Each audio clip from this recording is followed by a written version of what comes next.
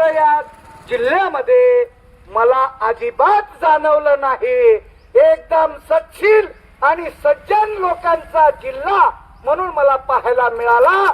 आणि त्या गडचिरोली जिल्ह्याची जी काही बदनामी महाराष्ट्रभर असेल, त्यावेळेसचा नक्षलवाद जो काही असेल, अन्याय अत्याचार झाल्यामुळे त्यांना तो निर्णय घ्यावा लागला असेल. पण आता ती परिस्थिती राहिली नाही. परिस्थिती आता सुधारली आहे नव्हे तर आता हे सगळे नक्षलवादी, आता तिकडला देवेंद्रजींनी सांगितलं ना, नक्षलवाद गडचिरोली जिल्ह्यातला संपवलाय. गडचिरोली जिल्ह्यातला नक्षलवाद संपला हे गोष्ट खरी आहे. पण आता खरे नक्षलवादी राज्याच्या सत्तेत जाऊन बसले हे मात्र आम्ही बघितले. महेंद्रजी म्हणसाल ते कसं तुम्ही बोलताय, इतकं तारतम्य नसलेलं विधान कसं करताय. मी जाणीवपूर्वक समजून उमजून हे विधान करतोय. नक्षलवादी सत्तेमध्ये कसे बसले हे मी तुम्हाला उदाहरणासह सांगतो. 2014 ला देवेंद्रजी मुख्यमंत्री झाले. देवेंद्रजी मुख्यमंत्री झाली. 2014 ते 2019 चा कार्यकाळ हा देवेंद्रजीचा भ्रष्टाचार मुक्त कारभार होता. हे तुम्हाला मान्य करावंच लागेल. मी पण मान्य करतो. 2014 ते 2019 चा कार्यकाळ हा देवेंद्र फडणवीसजींचा एकदम चांगला कार्यकाळ म्हणून आपल्याला वर्णन करता येईल. पण 2019 ते 2024 चा कार्यकाळ हा सगळे पक्ष संपवण्याचा, सगळ्या पक्षाला आपल्या पक्षामध्ये विलीन करून घेण्याचा, विरोधी पक्षाचा विचार संपवण्याचा आणि विरोधी पक्षाच्या कर्तबगार लोकांना आपल्या पक्षात घेऊन विरोधी पक्षाच्या भ्रष्टाचारी लोकांना, गुंडगर्दी करणाऱ्या बदमाश प्रवृत्तीच्या लोकांना आपल्या पक्षात घेऊन त्यांना आमदारकी द्या किंवा त्यांना आमदार करून मंत्री करण्याचं काम केलं. जर ते जर विरोधी पक्षाचे लोक जर येत नसतील तर त्यांना मात्र ईडी सीबीआयच्या माध्यमातून छळण्याचं काम केलं आणि विरोधी पक्ष आपल्या पक्षामध्ये मर्ज केला आणि पक्षातले प्रामाणिक कार्यकर्ते आज देशोधडीला लावले. हा कार्यकाळ 19 ते 24 चा मी स्वतः अनुभवतोय. आज भारतीय जनता पार्टीचा स्थापना दिन आहे.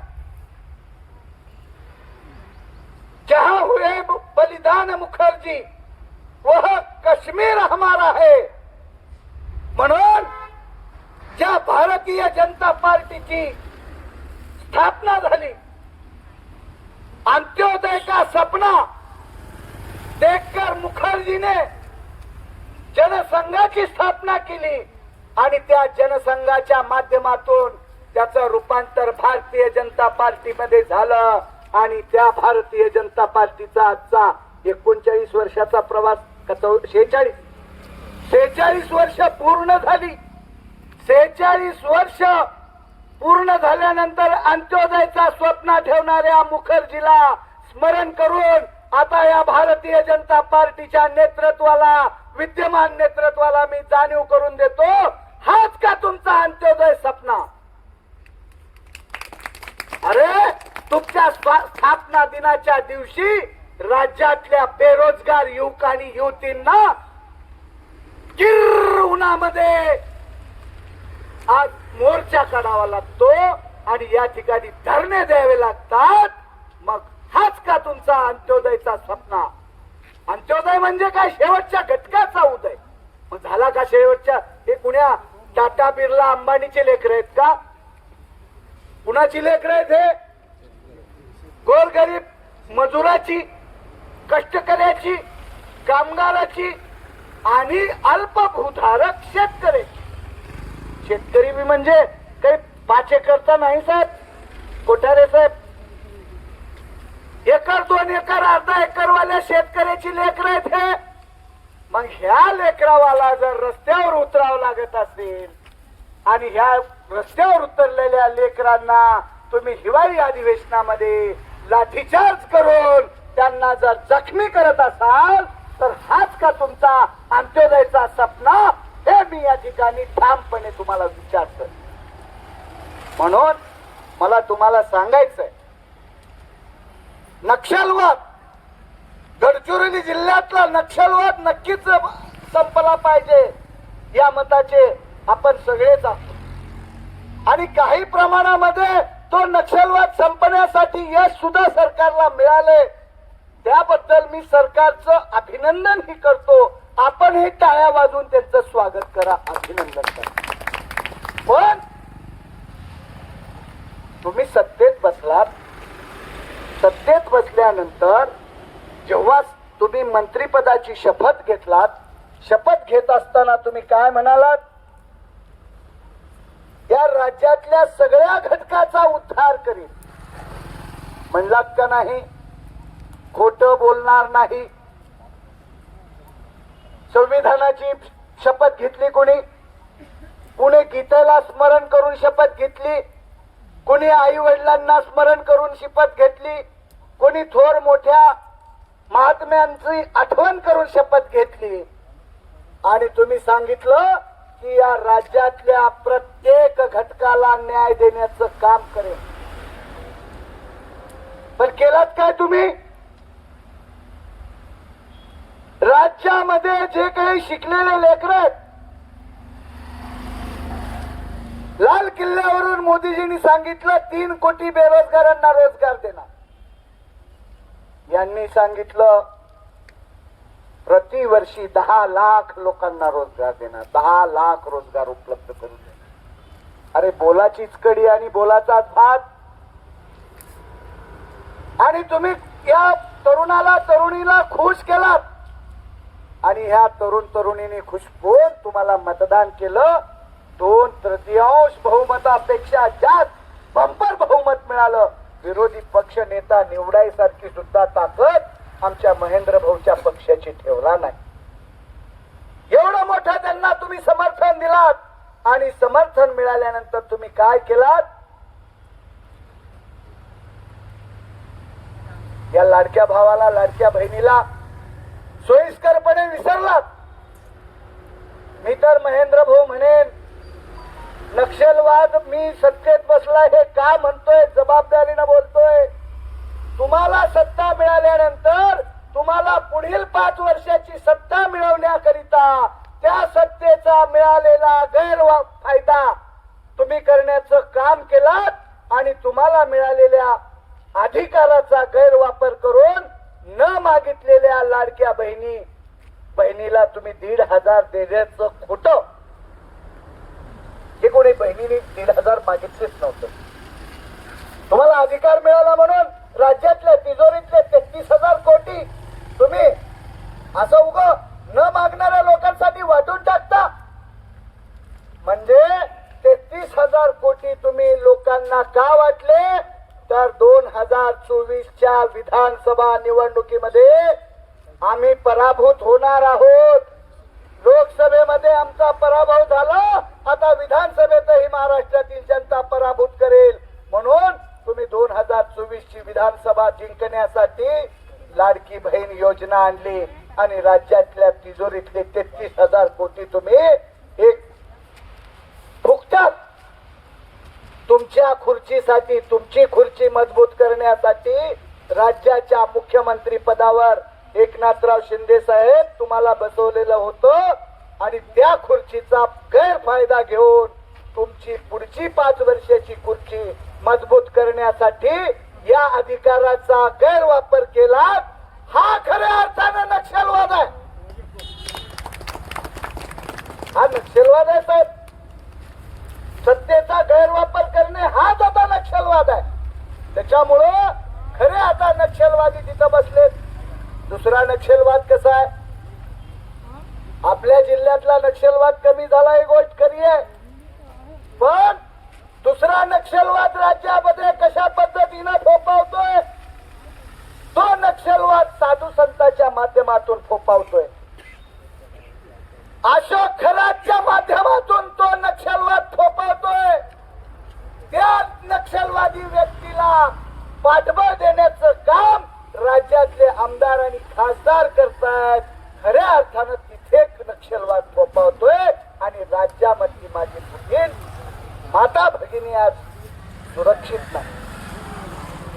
खऱ्या अर्थानं आता धर्माच्या नावानं धर्माच्या आडून हा खऱ्या अर्थानं आता नक्षलवाद वेगळ्या पद्धतीनं सुरू झालेला आहे. तो नक्षलवाद आपणाला मोडून काढण्यासाठी सत्तेचा गैरवापर करणाऱ्या सत्ताधाऱ्यांच्या जुलमी अत्याचाराचा नक्षलवाद ठोसून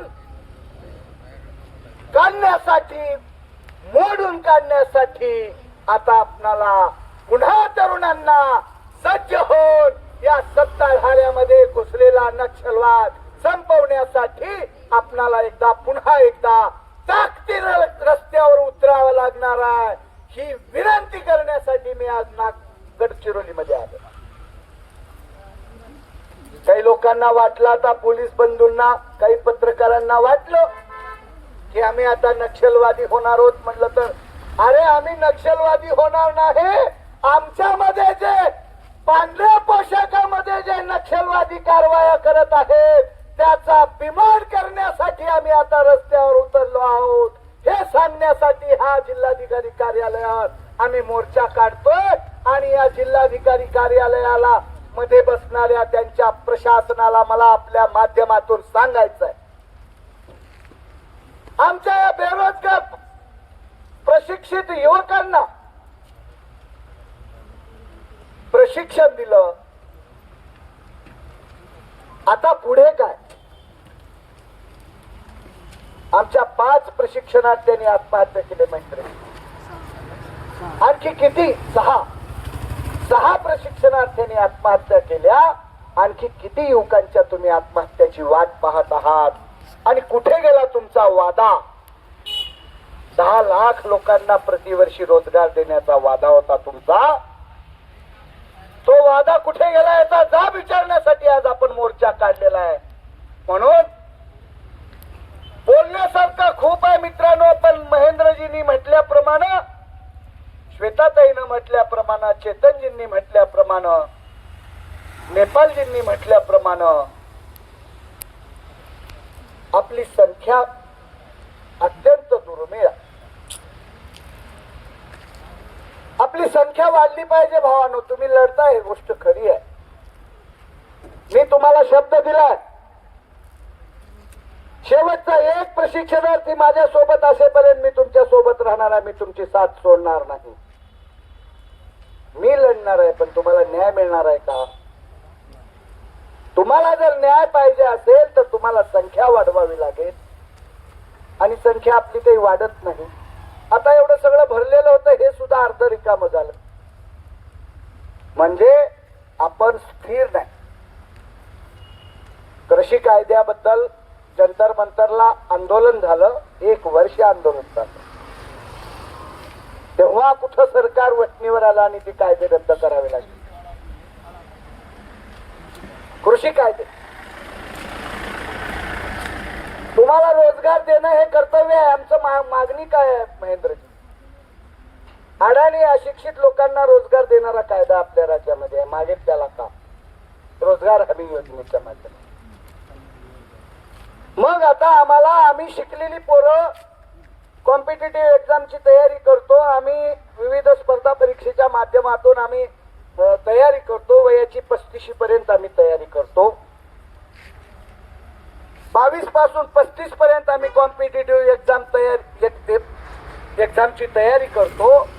आमच्या आई वडिलांनी आम्हाला 20व्या वर्षापर्यंत बी शिकवावं, 22व्या वर्षापर्यंत शिकवावं, पुढे 35 वर्षापर्यंत त्यांनीच आम्हाला पोसावं का? पोसू शकतील का? तर त्या आई वडिलांचं आमचं ओझं आई वडिलाच्या खांद्यावर नको. आम्ही कॉम्पिटिटिव्ह एक्झाम मध्ये जेव्हा पात्र होऊ तेव्हा हो, तोपर्यंत आम्हाला रोजगार द्या आणि त्या रोजगाराच्या मोबदल्यामध्ये 20,000 रुपयाचं मानधन द्या. आणि या 20,000 रुपयाचं मानधन आम्ही जर कॉम्पिटिटिव्ह मध्ये सक्सेस झालो तर आम्ही 20,000चं मानधन मध्ये काम करणार आहोत का? पण भागते भूतकी लंगोट सही.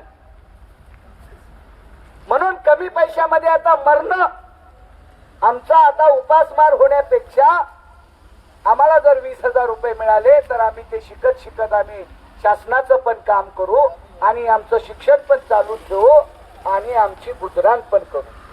बरोबर आहे ना? आपलं मागणी बरोबर आहे का? हो, तिकडे काय जरा ढेपाळलेत सगळे, ढेपाळू नका. थंड पडलो जरा, थोडस जरा बैठे बैठे सावधान. अरे काय कीर्तनासारखं वाटलं काय हे तुम्हाला? कीर्तनात बी लोकाला झोपी लागतात बघ. तसं झालं जरा तर थोडस हे मस्त पैकी गुंगून गेल्यात. आता मी भाषण करलोय हे गुंगून, तसं काही वाटलं का? एकदा काय झालं, महाराज कीर्तनामध्ये खूप चांगलं कीर्तन करत होते. श्रोते बघून महाराज जरा जोरात जरा डोळे झापून चालू राहते. कीर्तनकार महाराज कीर्तनामध्ये इतके दंग झाले, इतके दंग झाले, महाराजाच्या कीर्तनाचा लोकाला आला कंटाळा. एक एक एक करून हे जशी तई चालली तसं एक एक एक करून निघून गेले. मग हे महाराजांनी पुन्हा डोळे उघडून बघितले तर सगळे लोक एकच व्यक्ती समोर बसलेला आणि बाकीचे सगळे कोणच नाहीत. मग त्या समोरच्या व्यक्तीला बोलले, अरे म्हणले सगळे लोक गेले कुठं? तर ते व्यक्ती म्हणला, महाराज तुमच्या कीर्तनाचा कंटाळा आला आणि सगळे लोक घरला गेले म्हणले. अरे मग सगळे गेले घरला, मग तू का बसलास? महाराज तुमच्या पायाखाली माझं घोंगडा अडकलंय म्हणून बसलो, नाहीतर मी केव्हाच गेलो असतो. तशी वेळ तुमच्यावर येणार नाही याची काळजी घेत आपल्या मागण्या काय असाव्यात याविषयी पण आपल्यामध्ये संभ्रम आहे.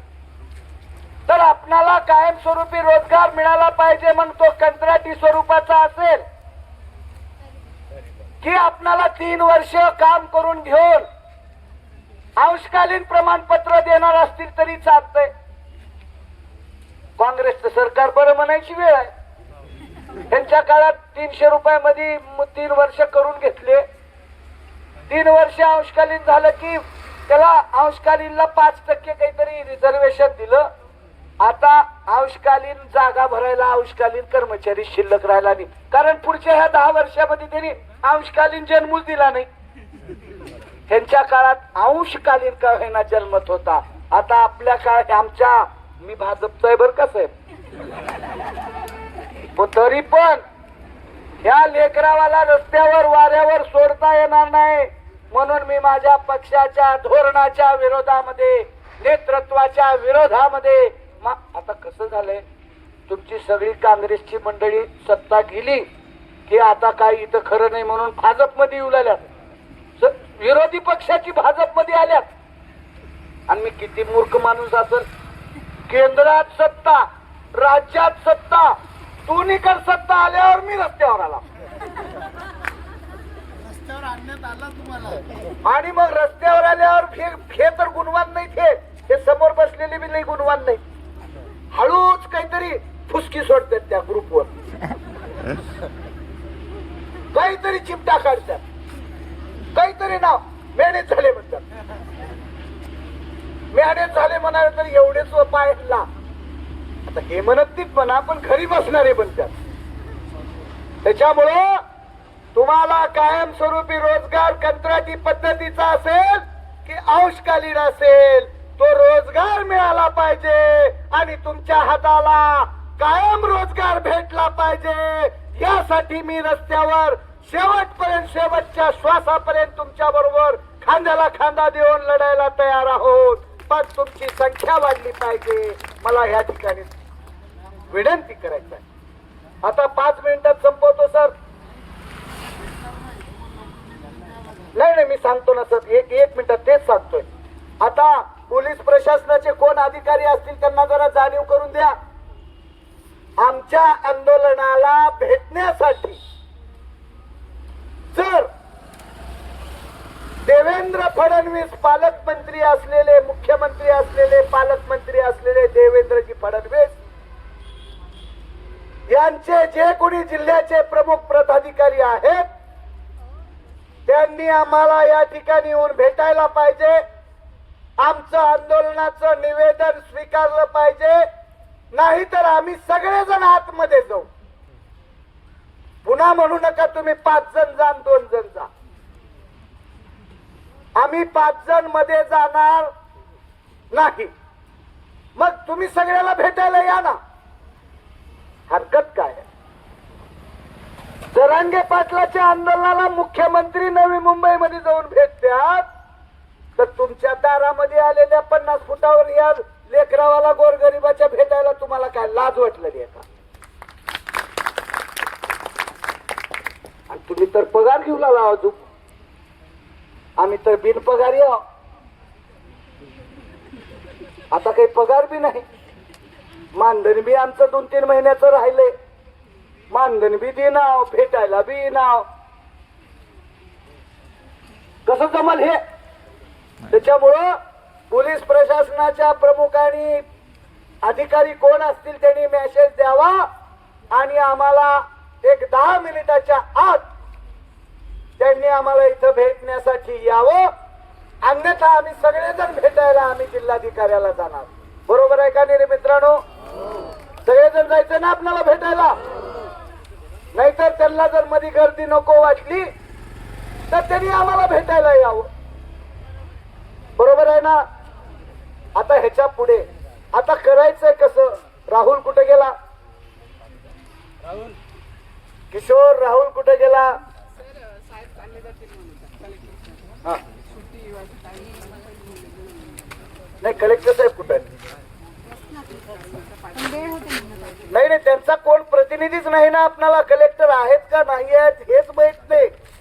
आपलं तर आंदोलन बेमुदत आहे. आता बेमुदत आहे आपलं आंदोलन. त्यांनी गेले तर आपण घरला जाणार आहोत का? हा, मग त्यांनी गेले तर येतील ना, आपण इथेच बसू. बर, आपण का घरला जायला आलाव का? आता हो म्हणू का आणि मला एकट्यालाच बसू नका. खतरनाक आहे ते. कशाला बी होच म्हणतात, कशाला बी हो म्हणतात आणि थांबत तर एक बी नाही.